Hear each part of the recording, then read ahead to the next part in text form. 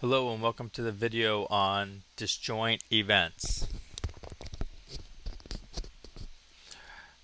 Okay, or determine if two events are disjoint mathematically. Okay, I got a nice little surprise, or not a surprise, but something very good. That this video is going to be very short because it's a very simple concept. Okay, so let's talk about disjoint really quick.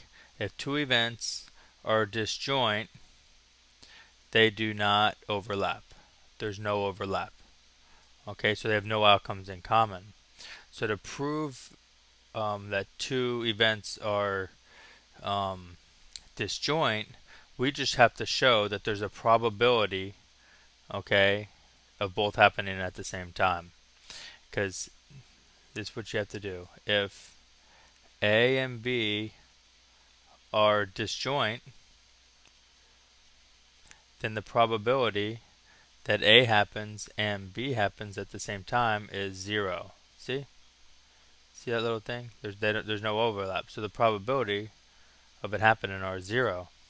So to show that they're not disjoint, basically all I have to do is show that the probability of A and B is greater than 0.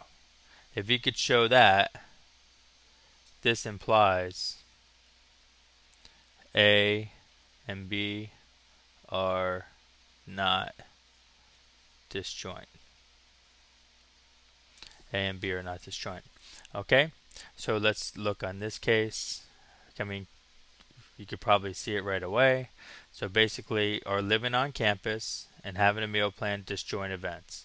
Well, obviously, they're not disjoint because they both could happen at the same time. You could live on campus and you could have a meal plan. So you could say since the probability of living on campus and having a meal plan equals 0.42, which is greater than 0, this implies L, living on campus and having a meal plan, are not disjoint. Okay, and that's it. Since it's so quick, I'll go ahead and do a little more review just for fun. So if they're not disjoint, what can we say about independence? See if you remember this. It's a review. What can we say about independence if they're not disjoint? Give it a good guess. Okay. And the answer is you don't know. You need more info. Okay, if something is not disjoint, it could be a yes for independence or it could be a no for independence. Okay, and we could actually figure it out here, or that could be something you could do. Okay, so if you're watching this video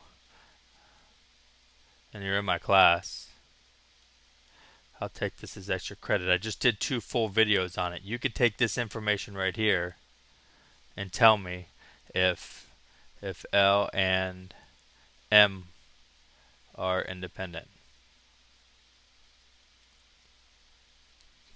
We can't tell right away because if they're not disjoint, if they're connected, there's no way to tell. It has to be tested. Okay? If they are disjoint, then they can't be independent. Okay? So anyways, that'll be it. Thanks for watching.